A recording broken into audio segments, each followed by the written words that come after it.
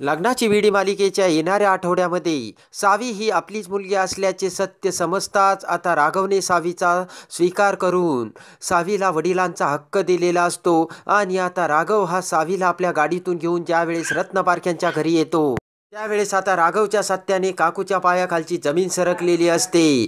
पण ज्यावेळेस सावी ही राघवची मुलगी असल्याचे सत्य राजश्रीला समजते तेव्हा आता राजश्रीला खरंच खूप मोठा आनंद झालेला असतो आणि विनूला खऱ्या अर्थाने बहीण मिळाल्याचे समजताच आता राजश्रीने सावीचा स्वीकार केलेला असतो. आणि जेव्हा राजश्री ही सावीचा स्वीकार करते त्यावेळेस मात्र काकूची झांज उतरलेली असते आणि खऱ्या अर्थाने आज सावी ही राजश्री आणि रत्नाकरची नात झालेली असते.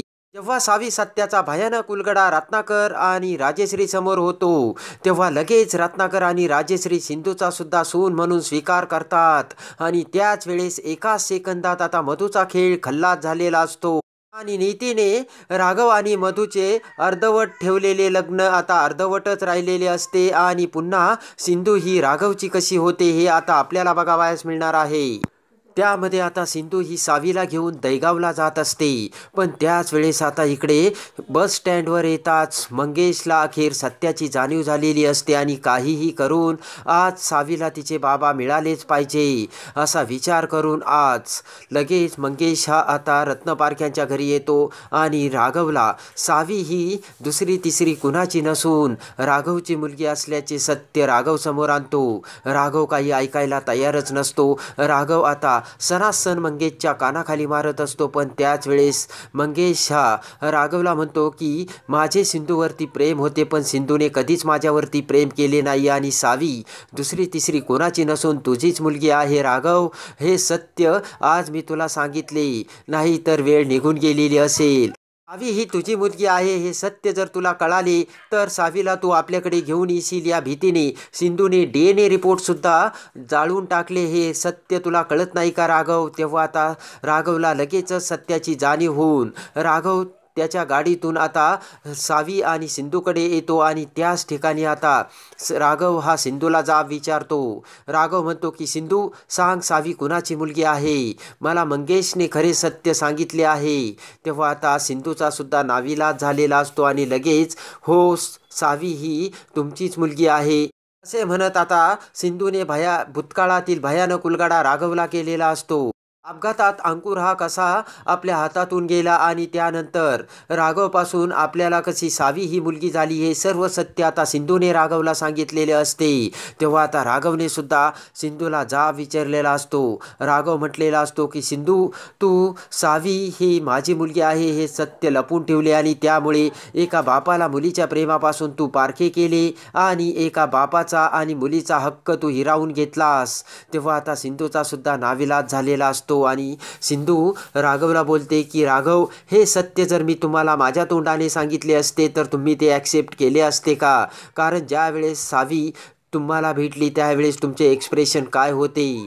तेव्हा आता सावी सत्याच्या भयानक उलगड्याने राघवला खऱ्या अर्थाने त्याची मुलगी मिळालेली असते आणि आता सिंधूचे काही एक न ऐकता राघव हा सावीला घेऊन आता त्याच्या घरी जाऊ लागतो. सिंधू ही राघवला अडवण्याचा प्रयत्न करत असते पण थांबेल तो राघव कसला आणि राघव त्याच्या गाडीतून सावीला आता रत्नपारख्यांच्या घरी घेऊन येतो.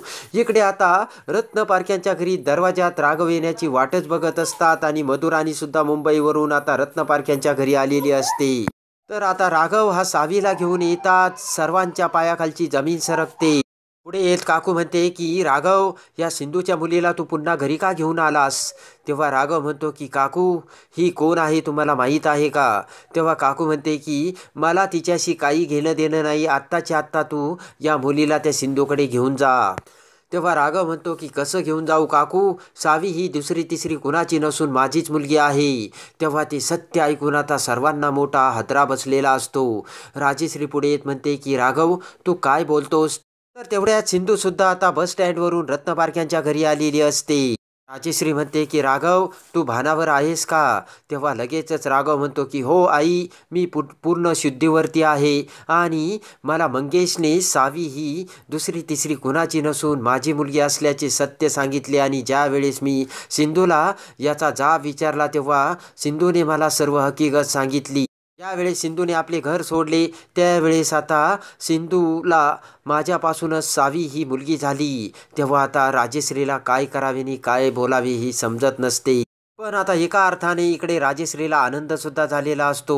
तेव्हा लगेचच राजश्री म्हणते, राघव, जर असं असेल तर सावीचा मी नात म्हणून स्वीकार करते. आणि लगेचच आता पुढेत राजश्री ही प्रेमाने सावीला आपल्या मिठीत घेते. तेव्हा आता खऱ्या अर्थाने राजश्रीने सावीचा स्वीकार केलेला असतो. तर आता सिंधू पुढेत म्हणते की हो, सावी ही राघवचीच मुलगी आहे काकू. आणि त्यावेळेस आता मोठा भयानक धक्का बसून काकू म्हणते की याला पुरावा काय सिंधू. तर तेवढ्यात पाठीमागून मंगेश सुद्धा तिथे आलेला असतो. मंगेश म्हणतो की मी आहे याचा पुरावा.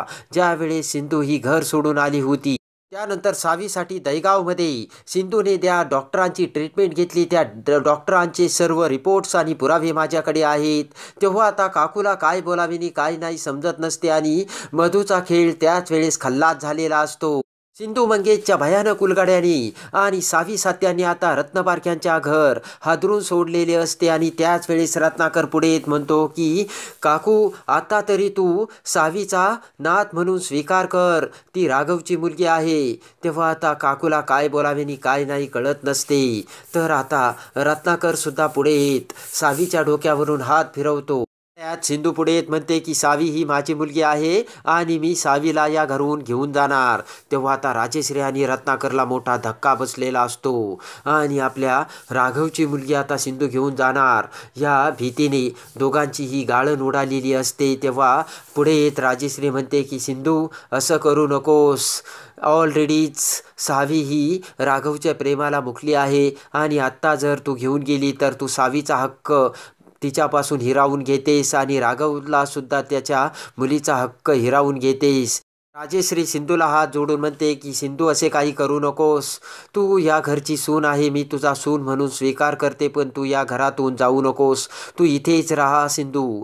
तेव्हा सावीच्या प्रेमाने राजश्रीने सुद्धा आता सिंधू पुढे शरणागती पत्करलेली असते. आणि आता राघव सिंधूला म्हणतो की मी माझ्या मुलीच्या प्रेमापासून दुरावलो होतो, पण आता मी माझ्या मुलीच्या प्रेमाला पारखे होऊ देणार नाही. आणि मी सावीला आता या घरातून कुठेही जाऊ देणार नाही.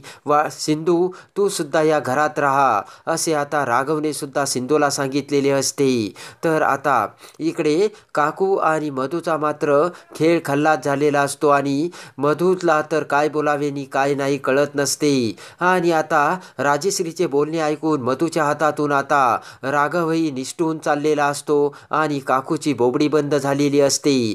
तेव्हा आता सिंधूला थांबून राजश्री कसे मधू आणि काकूचा खेळ खल्लास करते हे बघण्यासाठी आणि लग्नाची बीडी मालिकेच्या डेली अपडेटसाठी आपल्या चॅनलला लाईक करा, सबस्क्राईब करा.